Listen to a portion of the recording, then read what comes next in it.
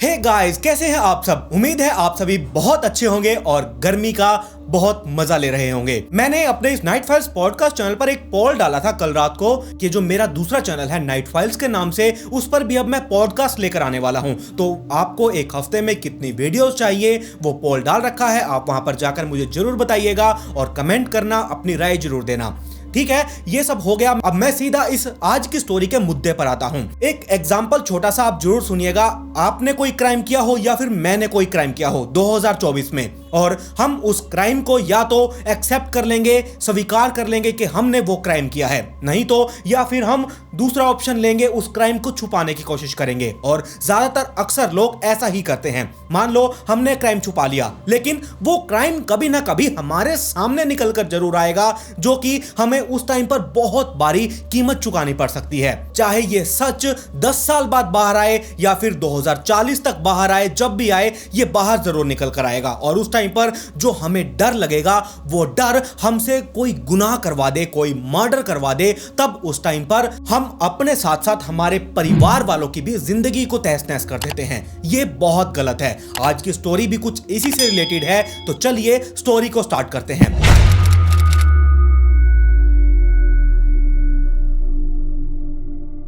मैं बात कर रहा हूं राजस्थान के कोटा शहर से। ये कोटा शहर बहुत ही पॉपुलर शहर है। यहां से बहुत से लोग डॉक्टर्स और इंजीनियर्स बनकर निकलकर सामने आए हैं, और कुछ लोग इसी शहर के अंदर आते हैं डॉक्टर्स बनने के लिए, इंजीनियर बनने के लिए। अगर वो सक्सेस नहीं हो पाते तो वो दूसरी राह पर चल पड़ते हैं, और वो राह होती है क्राइम की। वहां पर आकर वो किलर बन जाएंगे, किसी को टॉर्चर करने लगेंगे, ब्लैकमेल करने लगेंगे। ऐसे ही करते करते ये कोटा शहर अब बहुत ज्यादा पॉपुलर से बदनाम हो चुका है। और इतना ही नहीं, आज के टाइम पर भी बहुत से लोग ऐसे सामने निकल कर आ रहे हैं। कोटा में ही एक परिवार रहा करता था। इस परिवार में एक बूढ़ी औरत, उनका बेटा और उनके बेटे की पत्नी नीलम रहा करती थी। और यहां उस औरत की एक लड़की भी थी जिसका नाम था पूनम प्रजापति। और ये जो पूनम प्रजापति थी, इसकी उम्र भी 23-24 साल की हो चुकी थी, यानी कि अब इसके लिए अब ये शादी होने के लायक हो चुकी थी। और घर वाले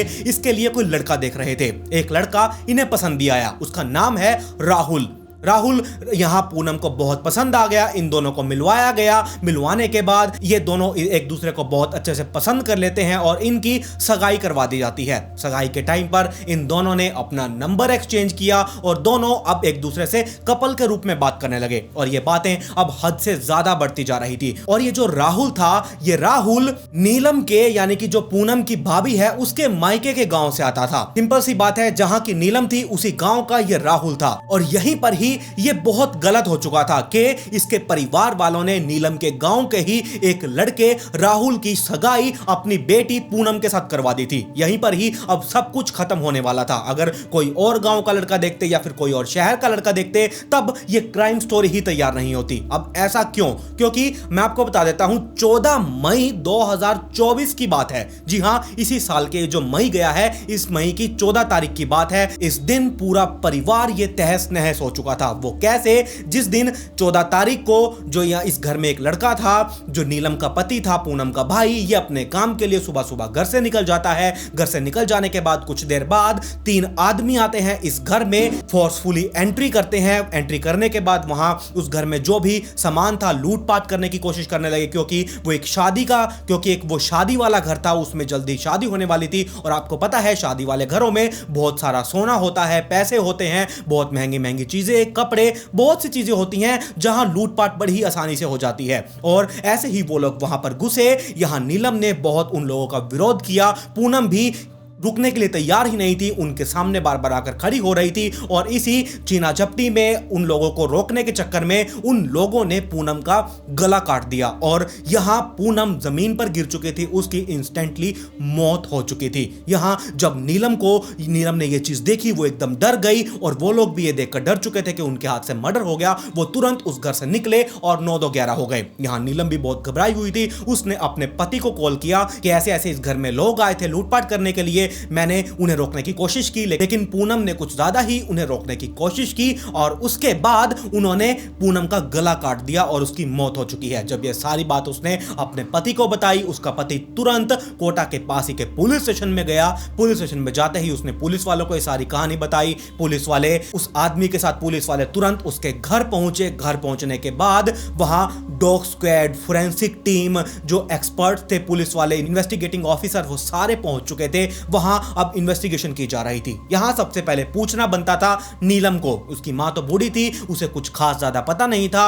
नीलम वहां उन्हें रोकने की भी कोशिश कर रही थी, तो इसीलिए पुलिस वालों ने नीलम से पूछताछ की। नीलम ने बताया कि ऐसे ऐसे कुछ लोग आए थे और वो ये सब काम करके चले गए। पुलिस वालों ने नीलम से एक ही बात पूछी कि वो किस रास्ते से इस घर के अंदर घुसे थे। नीलम ने कहा मेन गेट से अंदर घुसे थे। पुलिस वालों ने फिर नीलम से पूछा क्या मेन गेट खुला था या फिर बंद था। नीलम ने कहा मेन गेट तो बंद था। तो पुलिस वालों ने फिर पूछा कि भाई अगर मेन गेट बंद था तो वो अंदर कैसे घुसे, तुमने दरवाजा खोला था या फिर कुछ और हुआ था या फिर फोर्सफुली एंट्री की थी। नीलम ने कहा कि वो लोग, उन लोगों ने दरवाजे को धक्का मारा। धक्का मारने के बाद वो लोग घर के अंदर आए, लूटपाट करने लगे। मैंने उन्हें रोका। पूनम ने मुझसे कुछ ज्यादा ही उन्हें रोकने की कोशिश की और उसके बाद उन्होंने पूनम का गला काट दिया और वो तुरंत वहां से 9-11 हो चुके थे। पुलिस वाले जब उस घर के मेन गेट को चेक करते हैं तो वहां पर कोई भी ऐसे निशान नहीं थे, कोई कुंडी नहीं टूटी हुई थी, कोई दरवाजा हिला हुआ नहीं था, सब कुछ ओके था। उन्होंने कहा कि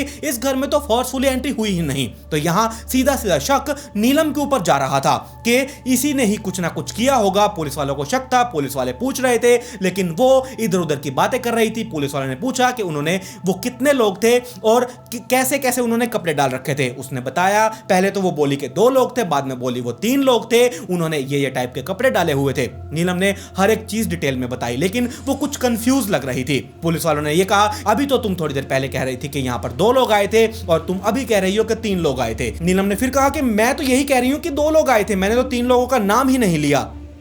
पुलिस वालों को पक्का यकीन हो चुका था कि ये बातों को टाल मटोल कर रही है, हमें घुमाने की कोशिश कर रही है, इसके ऊपर थोड़ी सी सख्ताई दिखानी चाहिए। यहां कुछ पुलिस वाले सख्ताई दिखाने लगे और कुछ पुलिस वालों ने चारा फेंका। उन्होंने कहा तुम हमें सच सच बता दो, हमें पता है, तुम बहुत अच्छे से सब जानती हो, तुमने ये क्राइम नहीं किया है, ये क्राइम जिसने भी किया है हम उसे पकड़ लेंगे, तुम्हें सजा नहीं होगी, तुम बस हमें इतना बता दो कि ये सब हुआ कैसे और किसने किया। तब यहां नीलम फूट फूट कर रोने की एक्टिंग कर रही थी और अब वो धीरे धीरे पिघलती जा रही थी, वो धीरे धीरे सच बताने लगी थी। तो फिर भाभी ने एक नाम लिया, राजू लाल। अब ये राजू लाल कौन है और उसका पूनम के साथ क्या लेना देना है, वो इसी घर में क्यों डकैती करने के लिए घुसा था और उसे कैसे पता कि ये शादी वाला घर है, कोई घर सजा नहीं हुआ, हमें पूरी कहानी बताओ। तब भाभी यहां पर वो टूटने लगी नीलम और उसने पूरी सच्चाई बताना शुरू करी। और ये जो स्टोरी है ये आज से 5-6 साल पीछे चली जाती है। जो ये राजू लाल था, पहले आपको ये बता देता हूं ये कहां का रहने वाला था। ये राजू लाल जहां की ये नीलम पूनम की भाभी थी, उसी गांव का रहने वाला था और राहुल भी उसी गांव का रहने वाला था जो कि पूनम के साथ जिसकी शादी होने वाली थी। अब ये स्टोरी 5-6 साल पहले जाती है। जो ये नीलम थी ये राजू लाल के साथ प्यार किया करती थी जब इसकी शादी नहीं हुई थी और ये उस टाइम पर बच्चों टाइप की थी, यानी कि 20-22 साल की थी। उस टाइम पर इसके साथ रिलेशनशिप चल रहा था। ऐसे ही ये दोनों छुपते छुपाते मिलते, घूमने फिरते जाते, टहलते, मौज मस्ती करते और ऐसे ही करते करते धीरे धीरे पूरे गांव में इन लोगों के बारे में पता चल चुका था कि ये दोनों आपस में गुटरगू कर रहे हैं और इनके परिवार वालों को अब गांव वालों ने बात बताई। परिवार वाले इनकी शादी करवाने के लिए राजी ही नहीं थे क्योंकि जो राजू लाल था वो कोई कमाने धमाने वाला नहीं था। उन्हें यह लगता था कि हमारी बेटी की जिंदगी खत्म हो जाएगी, यानी कि नीलम की। तो उसके परिवार वाले, अब यहां पर आखिरकार ज्यादातर लोग करते क्या हैं, जब उनकी बेटी किसी लड़के के साथ रिलेशनशिप में आ जाती है और उसी से शादी करने के लिए बार बार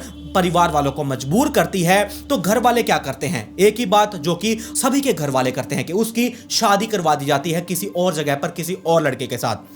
कुछ लड़कियां होती हैं जो अपने माँ बाप को धोखा देती हैं और उस लड़के के साथ वो भाग जाती हैं, लेकिन इन्होंने भी शादी करने की बहुत कोशिश की, भागने की नहीं, अपने परिवार वालों को मनाने की कोशिश की, लेकिन इन दोनों के परिवार वाले मानने के लिए तैयार ही नहीं थे और नीलम के परिवार वालों ने उसकी शादी कहीं और करवा दी। इन दोनों की शादी तो हुई नहीं, लेकिन यहां नीलम कोई और गांव यानी कि कोटा में शादी करके आ चुकी थी। और यहाँ जो नीलम की ननंद पूनम प्रजापति थी, अब इसकी भी शादी की उम्र हो चुकी थी। इसके लिए लड़का देख रहे थे तो वहीं के लोगों ने बताया कि ऐसे ऐसे एक राहुल नाम का शख्स है और ये राहुल उसी गांव का है जिस गांव की नीलम है।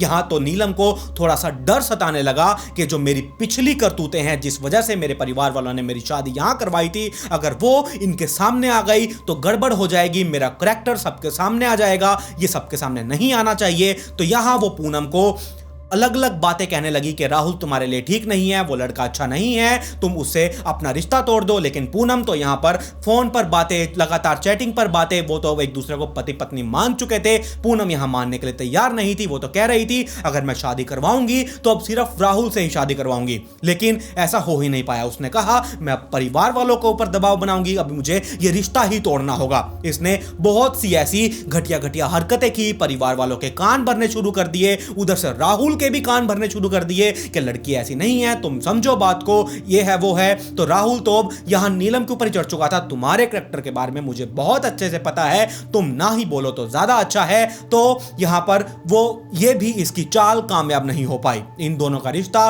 पूनम और राहुल का बरकरार रहा, ये दोनों आपस में बातचीत करते रहे। और जब यहां भाभी नीलम को कुछ भी समझ में नहीं आया कि मुझे आखिरकार करना क्या चाहिए, अब बहुत ज्यादा हो चुका है, मैं अपने कैरेक्टर को कैसे बचा सकती हूं, मेरी भी तो इज्जत है, यहां इज्जत उछल जाएगी, पूनम को सब पता चल जाएगा और ये अपने घर, अपनी मां और अपने भाई को बता देगी और फिर मेरा क्या होगा। यानी कि हालांकि ऐसा कुछ होता नहीं, ये जो था नीलम का पास्ट था, इसे भूल जाना चाहिए था। पास्ट में हर कोई गलती करता है, हम भी कर चुके हैं और भी लोग बहुत से गलतियां करते हैं। नीलम समझ ही नहीं पा रही थी, उसने अब यह सोचा कि मुझे अब पूनम प्रजापति को रास्ते से ही हटाना होगा। यानी कि अब एक भाभी अपनी ननंद को ही रास्ते से हटाने के चक्कर में थी। इसने पूरी प्लानिंग कर ली, अपने जो इसका बॉयफ्रेंड था जिसके साथ इसके चर्चे हुए थे, यानी कि राजू लाल को इसने पूरी बात बताई कि ऐसे ऐसे अगर पूनम की शादी उस हमारे गांव में हो गई तो यहां मेरी पोल सबके सामने आ जाएगी, मेरा करैक्टर उछलने लगेगा, इज्जत पर बात आ जाएगी, तो तुम कुछ करो,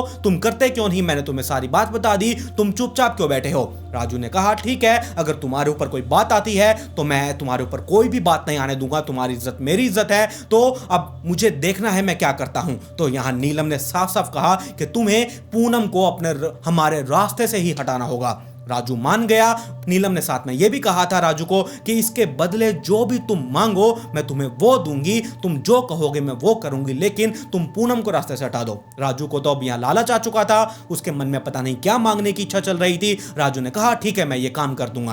पूरी प्लानिंग की गई। 14 मई 2024 का दिन चुना गया। यहां वो शख्स आया, किसी अपने यार दोस्त को या फिर किसी को पैसों का लालच दिया होगा तो उसे लेकर आया यहां घर में।